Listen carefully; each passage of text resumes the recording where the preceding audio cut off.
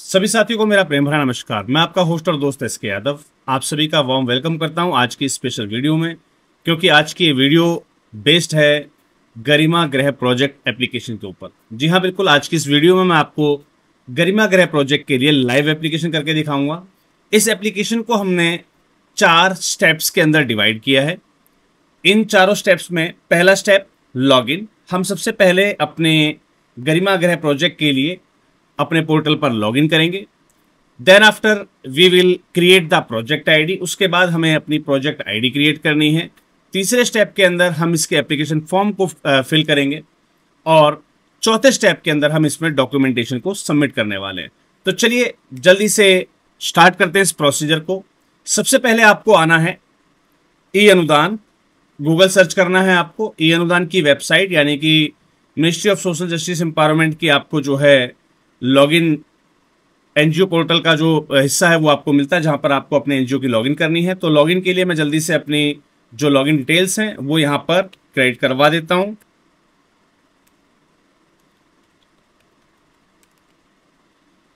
और captcha fill करते हुए हम जल्दी से इसको सबमिट करते हैं। चलिए, अब हम अपने पोर्टल पर लॉगिन हो चुके हैं। यहां पर हमें आना है इस साइड में। ये जो हमें कॉलम्स दिए गए हैं, ये जो स्कीम्स हमें दी गई हैं, इस पर्टिकुलर स्कीम्स के लिए हमें अप्लाई करना है। तो हम यहां पर आते हैं, क्लिक करना है support for marginalised individuals for livelihood and enterprise यानी कि स्माइल स्कीम पर। यहां पर हमें ऑप्शन मिलेगा apply form for new Garima गृह। तो हमें न्यू गरिमा गृह वाले एप्लीकेशन फॉर्म पर क्लिक कर देना है। यहां पर हमें सर्च कर लेनी है अपनी प्रोजेक्ट आईडी। तो प्रोजेक्ट आईडी ध्यान रखिएगा, आप पहले स्टेट सेलेक्ट करेंगे, देन आफ्टर डिस्ट्रिक्ट, और उसके बाद आपको कर लेनी है सर्च। अगर यहाँ पर कोई प्रोजेक्ट आईडी इस पर्टिकुलर प्रोजेक्ट के लिए अगर बनाई है आपने तो वो आपको दिखाई देगी। अदरवाइज आप यहाँ पर जो है क्रिएट प्रोजेक्ट आईडी पर क्लिक करेंगे। क्रिएट प्रोजेक्ट आईडी पर क्लिक करने के बाद आपको प्रोजेक्ट टाइप सेलेक्ट करना है। जैसे कि हम नए प्रोजेक्ट के लिए अप्लाई करने वाले तो हम न्यू पर क्लिक करेंगे। स्कीम नेम के अंदर हम यहाँ पर जो है स्कीम के अंदर हम यहाँ पर स्माइल को सिलेक्ट करेंगे। स्माइल को सिलेक्ट करने के बाद हमें यहाँ पर गरिमा गृह शेल्टर्स को सिलेक्ट कर लेना है। आपका एरिया जो भी है, रूरल अथवा अर्बन, इसके हिसाब से आपको अपना एरिया सेलेक्ट कर लेना है। उसके बाद हमें फिल करना है प्रोजेक्ट का स्टेट, डिस्ट्रिक्ट, ब्लॉक, प्रोजेक्ट का म्यूनिसिपल एरिया, आपके प्रोजेक्ट लोकेशन की यानी कि जहाँ पर आप गरिमा गृह एस्टेब्लिश करने वाले हैं उसका हाउस नंबर, फ्लोर, बिल्डिंग या अपार्टमेंट, कॉलोनी कौन सी है, रोड का नाम क्या है, पोस्ट ऑफिस कौन सा है, लैंडमार्क क्या है, सिटी या टाउन कौन सा है आपका, पिन कोड क्या लगता है, ऑर्गेनाइजेशन की मेल आईडी क्या है, प्रोजेक्ट इंचार्ज का नाम क्या है, उनकी मेल आईडी क्या है, आपकी संस्थान का जो है लैंडलाइन नंबर क्या है, mobile number of the project incharge क्या रहेगा, लॉन्गिट्यूड क्या रहेगा, लैटिट्यूड क्या रहेगा आपकी लोकेशन का। उसके बाद commencement of the project date, किस डेट से आपने इस प्रोजेक्ट पर काम करना स्टार्ट कर दिया है। जगह जो है वो आपकी अपनी है, रेंटेड है, ऑन लीज है या डोनेटेड है। तो ये जानकारी आपको फिल कर देनी है इस सेकंड पार्ट के अंदर। तो हम जल्दी से यहाँ पर अपनी जो है प्रोजेक्ट आईडी को क्रिएट कर लेते हैं। चलिए मैं जल्दी से प्रोजेक्ट आईडी को क्रिएट करता हूँ, फिर वापस आपसे मिलता हूँ। तो आप देखेंगे कि हमने यहाँ पर अपनी प्रोजेक्ट आईडी को सक्सेसफुली क्रिएट कर लिया है। चलिए अब बढ़ते हैं इसके पार्ट नंबर 3 की तरफ, जहां पर हम इस एप्लीकेशन फॉर्म को सबमिट करने वाले हैं।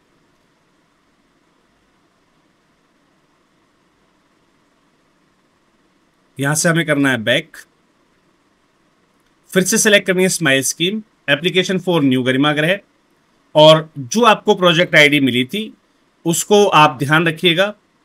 यहां पर हम सेम प्रोजेक्ट आईडी को सेलेक्ट कर लेते हैं। यहां पर आप देखेंगे हमारी प्रोजेक्ट आईडी की डिटेल यहां पर आ चुकी हैं।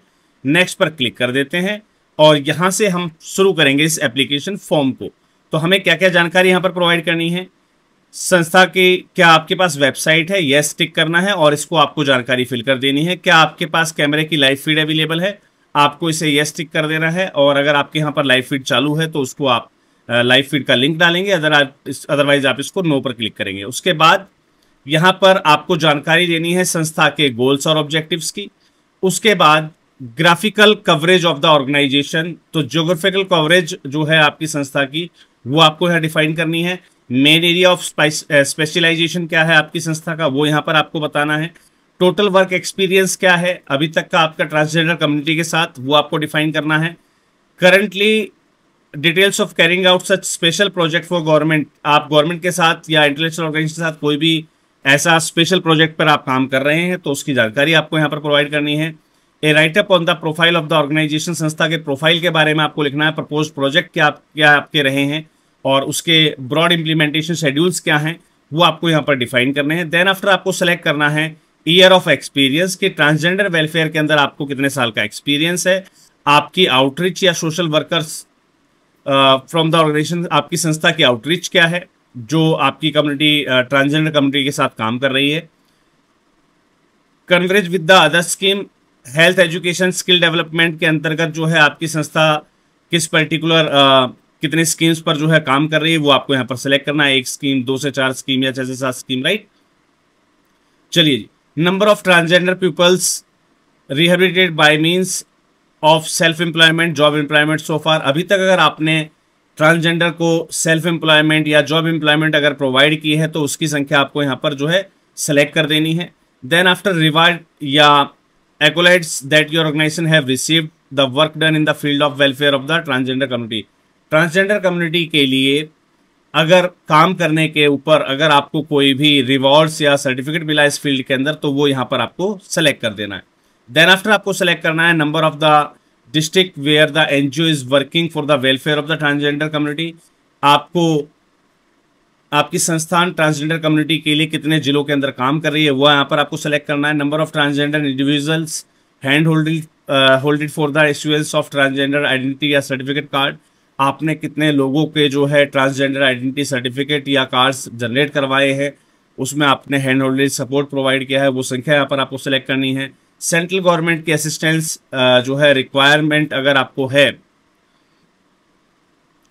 सेंट्रल गवर्नमेंट असिस्टेंट जो रिक्वायर्ड है आपको, उसकी परसेंटेज आपको यहाँ पर सेलेक्ट करनी है कि कितने परसेंट की ग्रांट आपको यहाँ पर चाहिए। 100% ग्रांट आपको चाहिए, 25% आप खुद लगा रहे हैं, 75% आप गवर्नमेंट से चाहिए, 50% आप इन्वेस्ट कर रहे हैं या 50% आपको गवर्नमेंट से। तो वो जो भी आपको ग्रांट की रिक्वायरमेंट हो, असिस्टेंस की रिक्वायरमेंट हो, वो परसेंटेज आपको यहाँ पर सेलेक्ट कर देनी है। स्ट्रेटजीज जो रहेंगी आपकी रिहेबिलिटेशन सेंटर की या ट्रांसजेंडर इंडिविजुअल्स के साथ, वो आपको स्ट्रेटजीज यहाँ पर डिफाइन करनी है। उसके बाद आपको अपने एनजीओ के हेड या जो सीबीओ जो आपका कम्युनिटी बेस्ड ऑर्गेनाइजेशन उसके हेड की डिटेल यहाँ पर प्रोवाइड करनी है, जिसके अंदर आपको उनके नाम, उनके एजुकेशन क्वालिफिकेशन, उनका एड्रेस, उनका mobile number, email ID, designation और उनकी आउटस्टैंडिंग अचीवमेंट्स जो है यहाँ पर सिलेक्ट करनी है। उसके बाद आपको name, education qualification, address and contact detail देनी है 2 की फंक्शनरीज की, लाइक जो आपके प्रेसिडेंट हैं, सेक्रेटरी हैं या ट्रेजरर हैं उनकी। उसके बाद आपको सेलेक्ट करना है आपकी संस्था का रजिस्ट्रेशन नंबर यहाँ पर फाइल करना है। इसकी वैलिडिटी, रजिस्ट्रेशन डेट की कोई वैलिडिटी अगर आप डेट ऑफ रजिस्ट्रेशन क्या है आपका पहले वो सेलेक्ट करना है। उसके बाद रजिस्ट्रेशन की वैलिडिटी भी मांगी गई है तो यहाँ पर आप करेंगे, यहाँ पर आप जो है लास्ट ईयर जो यहाँ पर दिया गया 250 उसको सेलेक्ट कर दीजिएगा, दिसंबर सेलेक्ट कर दीजिएगा और 31 सेलेक्ट कर दीजिएगा, यानी कि 31 दिसंबर 2050 जो यहाँ पर लास्ट डेट आपको दी गई है वो आप सेलेक्ट कर दीजिएगा। भले ही आपकी संस्था का कोई भी वैलिडेशन ना हो, यानी कि वैलिडिटी आपकी ना हो, लेकिन यहाँ पर आपको डिफाइन करना अनिवार्य है, तो आप इसको 31 दिसंबर 2050 सेलेक्ट कर सकते हैं। देन आफ्टर एस्टेब्लिशमेंट डेट आपको जो है सेलेक्ट करनी है कि संस्था की एस्टेब्लिशमेंट डेट क्या रही है। Pan number, pan registration number यहाँ पर आपको फाइल करना है। पैन रजिस्ट्रेशन नंबर की जो है डेट आपको यहाँ पर डिफाइन करनी है, यानी कि किस डेट को आपका पैन रजिस्टर्ड हुआ था वो डेट यहाँ पर आपको डिफाइन करनी है। यहाँ पर मेरे काफ़ी सारे साथी जो है गलती कर जाते हैं, मैं इस विषय पर भी एक वीडियो आपको जो है ज़रूर दूंगा कि कैसे आप इसको जो है कंप्लीट करेंगे। यहाँ पर आपके पास 12वीं ATG FCRA है या नहीं है, तो FCRA अगर आपके पास ATG FCRA आपके पास अगर है तो उसकी आप यहाँ पर डिटेल आप प्रोवाइड करेंगे, नहीं है तो उसको आप नो पर क्लिक करेंगे। देन आफ्टर आपको number of professional full time आपके पास कितने हैं, मैनेजमेंट स्टाफ कितना है, प्रोग्राम स्टाफ कितना है, सपोर्ट स्टाफ कितना है, वॉलंटियर्स कितने हैं, ये सारी जानकारी आपको यहाँ पर डिफाइन करनी है। उसके बाद आपको ऑफिस का जो एरिया है आपका उसका स्क्वायर मीटर्स के अंदर उसको डिफाइन करना है। ऑनरशिप स्टेटस क्या है उसका, यानी कि वो आपका ऑन है, अपना है, रेंटेड है, लीज पर है या डोनेटेड है, वो आपको डिफाइन करना है। देन आफ्टर आपको डिफाइन करनी है जो है मेंबर्स की लिस्ट, यहाँ पर details of the ongoing projects, जो भी संस्था के ऑनगोइंग प्रोजेक्ट्स हैं उनकी डिटेल्स यहाँ पर जो है आप ऐड करते रहेंगे।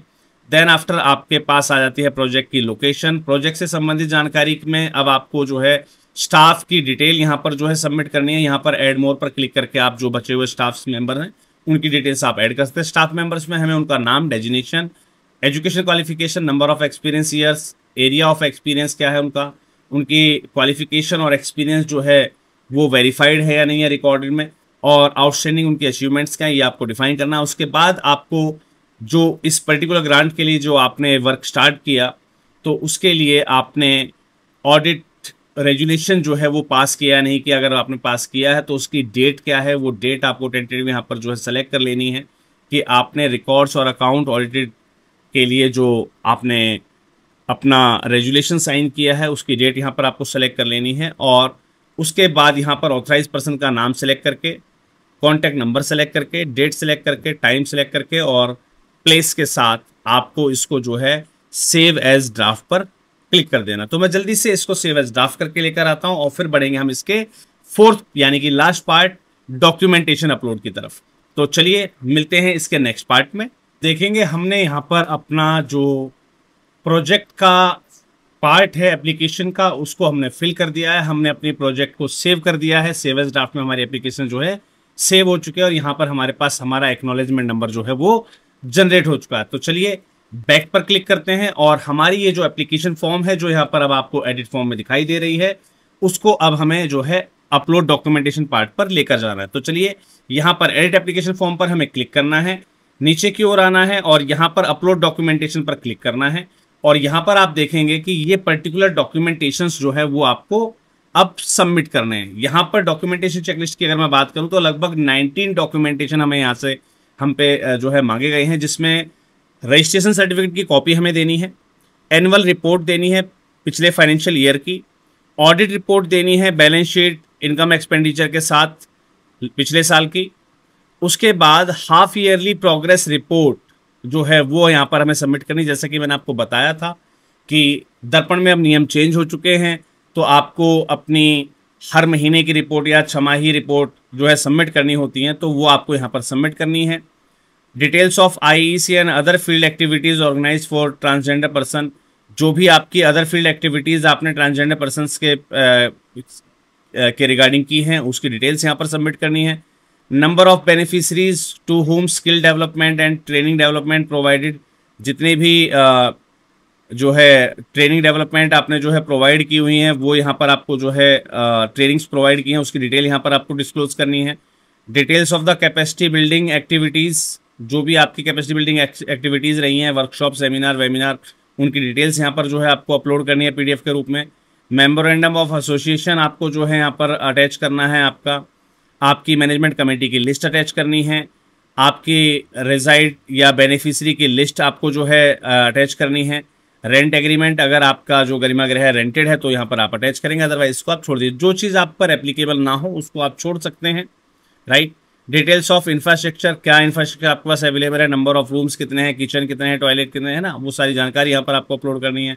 लिस्ट ऑफ स्टाफ एम्प्लॉइज़ की डिटेल्स यहाँ पर आपको अपलोड करनी है। बजट एस्टिमेट यहाँ पर जो है आपको अपलोड करना है जो कि रिकरिंग और नॉन रिकरिंग अलग अलग रूप से बना हुआ हो। Bank along with account number and complete, यानी कि जो हमारा बैंक का बैंक ऑथराइजेशन लेटर होता है वो यहाँ पर आपको जो है अटैच करना है। कोई भी एग्रीमेंट, बॉन्ड या स्टाम्प पेपर जो है आपको देना है जो इस पर्टिकुलर ग्रांट के लिए स्पेसिफिक रूप से मांगा गया है, 20 रुपये के स्टैम्प पेपर, वो यहाँ पर अपलोड करना है आपको। पिछले साल अगर आपने कोई भी ग्रांट ली हुई है तो उसका जो यूटिलाइजेशन सर्टिफिकेट है वो यहाँ पर आपको अपलोड करना है। Previous UCs for the grant release, ये पिछली ग्रांट्स वालों के लिए इनको आप छोड़ सकते हैं। एनी अदर डॉक्यूमेंटेशन अगर आप चाहें स्कीम से रिलेटेड वो यहाँ पर आपको अपलोड कर देना और इसको जो है बैक करने के बाद फाइनल सबमिशन पर क्लिक कर देना है। और इस प्रकार से इन 4 स्टेप के अंदर आप इस पर्टिकुलर ग्रांट के लिए अपना एप्लीकेशन प्रस्तुत कर पाते हैं। चलिए मिलते हैं अगले किसी और वीडियो में नई किसी जानकारी के साथ, तब तक के लिए सभी को जय हिंद, जय भारत।